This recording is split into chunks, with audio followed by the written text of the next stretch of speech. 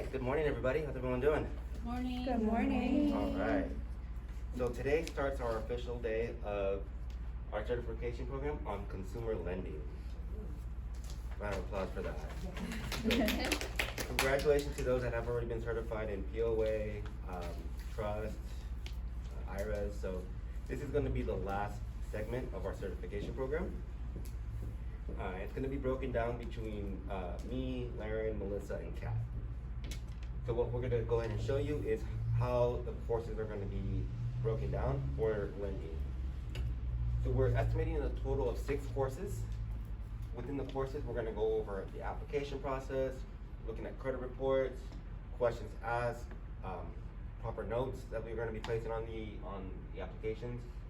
We'll focus on ancillary, funding different types of loans, auto loans, and adding ancillary and going over the B&B process as well. With that, we're going to go ahead and get started. So when handling a loan, there is an acronym. You want to make sure that you are learning.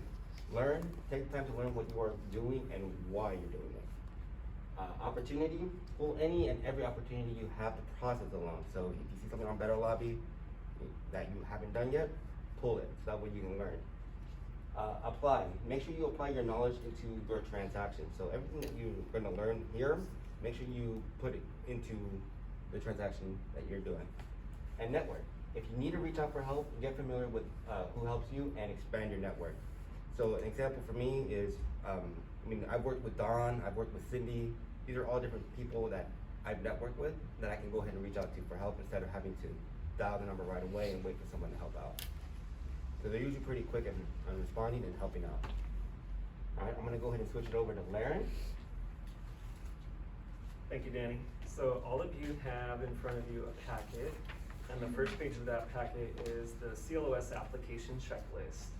So this is a checklist that I created in order to help the branch with efficiency through the application process. So when you're first sitting down with a member and you're building rapport and you're using CSS, it's very important to also remember to update their contact information on Scimitar before starting the application. Can anyone guess why? Yolanda. So any approvals that we send out, it's gonna be sent to an email. If whatever email's on file is incorrect, they won't receive it. Everything that is on Scimitar is what's gonna show on the DMV application, registration, things of that sort. So if that's incorrect, then everything is incorrect. Yep, that's exactly right. And really quick, team, before we continue, the reason why we have clipboards and paper out is if you do have any questions, we'll be answering them at the end. So write down any questions you have. We'll also send out an email thread as well. So that way, if you want to send those questions to the email chat, we can go ahead and answer them at the end of the day. Okay? All right, so how do we find this checklist? Well, besides the printout that we gave you, you can find it on the J Drive by going to the Fountain Valley folder, team members, the certification program, under lending, and the PDF will be saved there. So once you get to that, you can save it to your desktop, bookmark it. We really ask that you guys utilize this, so that way when you're taking applications, you're following the process. So let's dive right into that. So it's important to use CSS to understand our members' needs, so that way we can provide proper notes. Notes are really important when it comes to taking applications. So the first bullet point we have for all applications is, what is the reason why the member is applying for this loan? We really want to use CSS to ask the questions to understand what's going on in their life and how this will help them. So in addition to that, for all applications, when we're running it, we want to attach any documents they might have. So if they provide you with a pay stub, or if they happen to have a social security card, tax returns, proof of address, all of those are important documents that you may have to upload. So if the member has those in the beginning, go ahead and put them on there right away, so that way we don't have to call them back to bring it back at a later time. For auto loans, there's specific questions that we should be asking, especially for external and internal refinances and cash outs. and that is gathering the KBB. So this is a non-negotiable, and the reason why we need to include KBB on these applications is so we understand the exact value of the vehicle, so the underwriter can make a proper determination on if we can finance it for them. So we also want to ask, is the member trading in their current vehicle? Will the member be giving us a down payment? If so, how much? And if we determine that the loan to value ratio is higher than 110%, let's find out why, so that way we can inform the underwriter.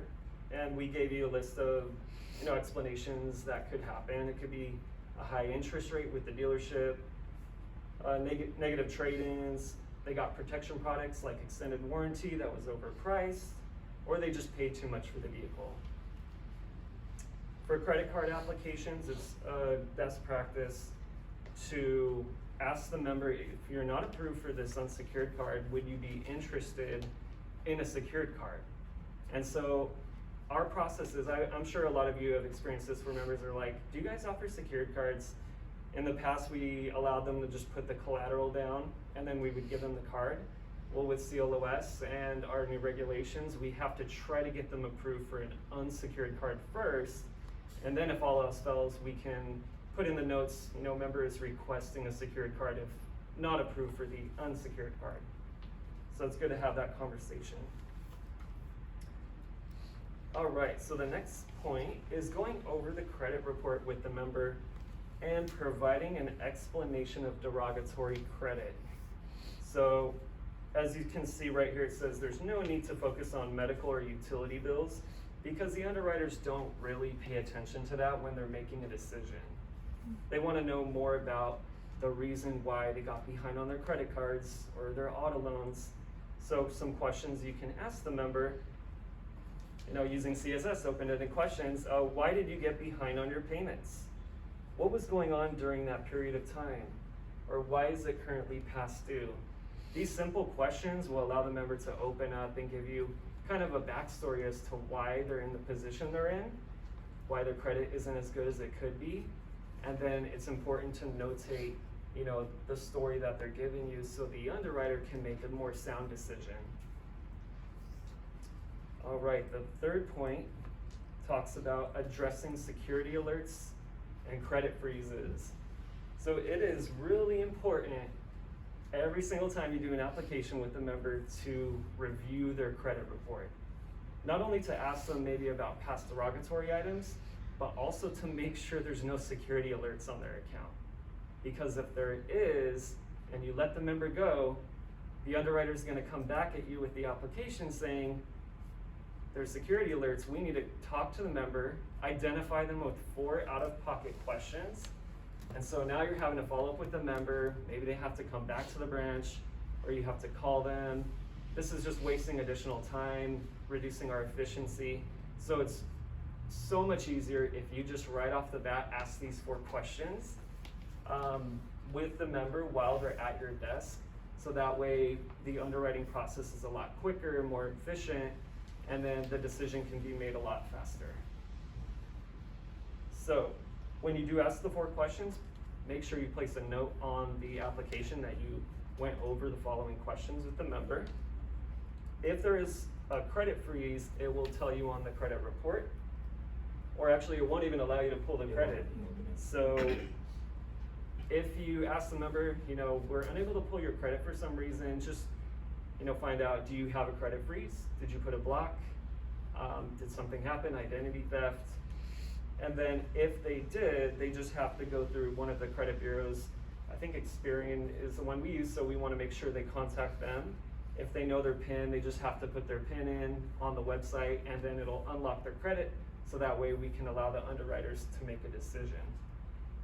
And it only takes about 15 minutes for the freeze to be removed. Okay, so moving forward, I really wanted to focus on the notes section of the application because I think it's really important that we go over this. So we're going to go over the difference of improper notes versus proper notes. So let's go ahead and have somebody read the first bullet point up there. Member looking to refinance current vehicle. Okay, so if you were the underwriter and you got this application and this is what you're reading in the notes, how would you interpret that? What would you do with that message right there? Yolanda? I would probably wanna know, why are they trying to refinance? Is it an interest rate? Are they trying to get a lower monthly? Like, I probably would have been lost, like, okay, so this is all I have to go by. Right, exactly. So by the notes being too vague, the underwriter can't really make the sound decision or proper determination because, you know, it's just so simple. We need to know what's going on in their life so that way we get the full picture. So that's the before and the after. Who would like to read that? Natalie? Members looking to refinance loans or want to help lower monthly payment by extending term and lowering rate. Member is looking to save money for the holidays. It's more in detail. It explains member situation and like the ultimate goal. Absolutely. Save money, Yeah. especially for the holidays and stuff. So we're using CSS to uncover what the members' needs are, what their goals are, and then keeping it concise but also detailed in that. All right, so here's another example of an improper note. Can I have Melissa read that? Member is looking to apply for a personal loan to buy new furniture. Member works for Target. Sorry, I don't make glasses. 20 hours, been there for 5 years, and makes 93. 93. $983. $983 Fine. bi-weekly. Member currently rents, pays $1,000 a month, please get back. Okay, can anyone tell me what's wrong with these notes? Oksana? Like they're explaining exactly what we asked for the application, so like you're just reiterating the same thing they already know. Exactly. Yep. So let's refrain from repeating the information in the notes that are already on the main application.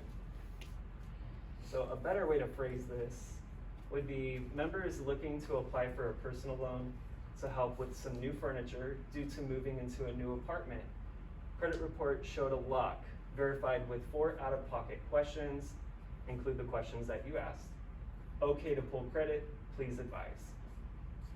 So you're still giving them the reason why they're applying for it, how it will help them. This shows that you also reviewed their credit. You saw there was, credit alert. You asked the identifying security questions. So this is an ideal way to place the notes for that situation.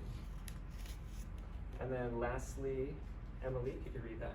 Member would like to apply for rewards card, please advise. Right.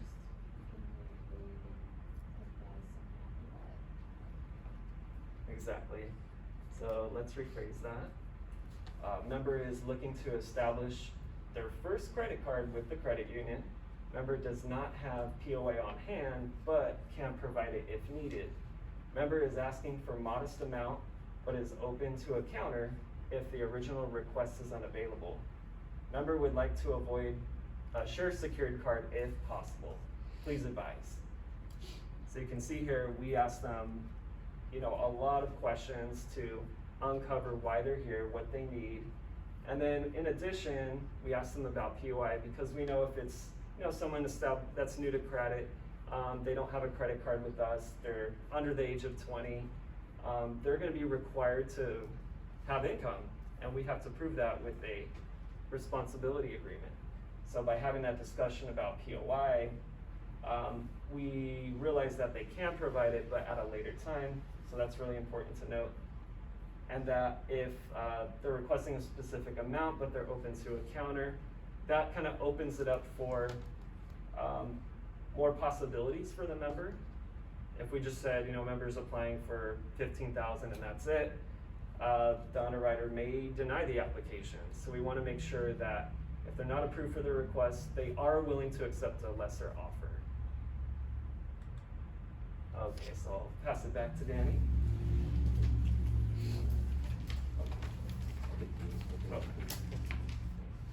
So on the next page, you'll see our maximum loan terms and amounts. So for every type of loan that we offer, we do offer a maximum loan term based off the amount that they're requesting. So you'll see a nice little chart here that goes over our auto loans for new and used, and also for first-time auto buyers. We also have our personal loans as well. And then this chart is very, very helpful when you're asking questions as to like how much are you looking to purchase your vehicle for, what's the maximum dollar amount you're not looking to go over. That way you can go ahead and give them projections as to, hey, this is what your possible term might be, along with the payment as well. If you ever want to find this is where you can go ahead and find it. So if you log onto the source, under departments, consumer loan underwriting, documents, quick references, and then it's gonna show maximum loan terms. So that way, there is no confusion if you want a $10,000 or $9,000 auto loan at 72 months. It's not possible. So you can let the member know, hey, for this amount, the maximum loan term is X amount. And then this is for internal use only, so you do not want to share this with the members. This is for you to have for your eyes only. We want you to be able to know how to get to that point, but we don't expect you to remember that because that's a lot of steps to get there. Mhm. So feel free to bookmark that. I do that all the time. I'm bookmarking all kinds of tables, like the tiered rate table. Yeah, because these are all downloadable PDFs, so you can definitely save it to your Z drive, your desktop, so that way it's easily accessible to you. All right, so the next thing we're gonna go over is what happens after you submit the loan. So we have our turnaround time estimate, so we wanna make sure that once we are done submitting the loan, if it is not auto-approved, how you can quote the member, okay? One of the more important things we want you to focus on is keep an eye on Better Lobby. Just because there isn't that many applicants in the queue, doesn't mean that you should sit at your desk. So here's something that you can definitely say, so, or something to keep in mind. 95% of the decisions made inside branches are decisions within 30 minutes. So you can let the member know, hey, I submitted your application, you should get a response within the next 30 minutes. You're more than welcome to wait in the lobby or wait for an email response. No matter what, if you decide to wait inside the lobby or not, you're gonna get a response via email, okay? And then usually anything that's done like after business hours, they'll get at the end of the day as well. And I would say, you know, if you're working with your member and you have other transactions that you're looking to complete with them, try to do the application first, work on those other transactions, and maybe, you know, by the time you're finished, if the decision is back, then you can proceed. But if it's still under review, definitely recommend having them wait in the lobby, or if they want to come back at a later time to do it. What we don't want to do is have the member at our desk take the application and then just wait there, chit chat with them for 30 minutes until the decision is back when we have a lobby full of people waiting to be assisted. So we just want to be really efficient with our time management with members. Just to add to that, when you guys do that, make sure that on Better Lobby, you put the application so that the front desk can keep an eye on it. So just let them know they'll still be in the lobby, and then once the application is back, then they would be next to be helped. Cause whoever's at the front desk, they usually update saying, application is back, please pull member. Yeah, so it helps to put the application number on Better Lobby. That way you're logged out, because now that we're at the front desk, we're using our own login. We can actually go through CLS and check right there and then and keep it updated. Okay. So a majority of our courses will be heavily focused on our pre-work and post-work. So for today's course, there was no pre-work since it is the introduction. We are going to be sending out an email later today with all the questions, all the post-work. So it's going to be more on your end to do the research, come back to the meeting is recorded, so you can find the answer to the questions. So a lot of the questions that we inputted into our post-work will be things that are commonly run into when we submit an application. As we go through the courses, there will be more pre-work, more post-work, and we will send out an email thread with questions that you guys ask, so that way we can share with the team. So if you had any questions today, please feel free to have it written down, and then you can either share it with us after the meeting or in the email. But we prefer to have it in the email, only because if you have the question, somebody else might have that same question and may not want to ask. How are we on time? We're gonna leave in a few minutes. All right? Maybe you have any questions right now? For first time auto buyer, what would be the cutoff for someone to get first time auto buyer? Like, cause I know if it's the first time they like finance a car, but if they're like 30, are they gonna get first time auto buyer, or is it under a certain age? I've seen 40, 50-year-olds qualify as a first-time auto buyer. And what can happen is they can establish credit when they're young, and then maybe they just close all their credit cards, and then for 20 years don't use credit, and then start it over again, and they're looked at as a first-time auto buyer. But in the past, I remember, even for young people, like they're 18, they get a credit card, if they've established that credit for, let's say, 5+ years, in some occasions, they may waive the first-time auto buyer stipulation for them, just because they've established credit in other areas, maybe not necessarily auto loans, but they've showed good credit habits in different spots. So it could happen if let's say they've financed a vehicle before, but this car they had for like 10+ years, haven't financed any other vehicle, they possibly might get like first time auto buyer if they don't have any other open lines of credit? Right, it's Correct. possible. Yeah. So everything's just case by case. We're unsure until the underwriter decides what they wanna do. Okay. When someone's not approved for a loan, are they allowed to dispute it? That's a good question. Go ahead and write that down. We'll answer it right now. In the event that they aren't approved, we go over different options when they're not approved. For example, what I like to let members know is there's 3 possible scenarios. One, we approve you. There may be stipulations with your approval. You can come in, call, or chat to go over the stipulations. Or 2, we counter offer you. Let's say we're not able to approve your original request, we counter offer with, hey, unfortunately we can't do 30,000, we can do 20,000. And it's up to you to decide if you want to go ahead and move forward with that. The last one would be if we are unable to move forward with your application. At that time, you can come in, we can discuss, we can go over other options to help with the request. And then it just puts it on them to come back and have the discussion with us on how we can help.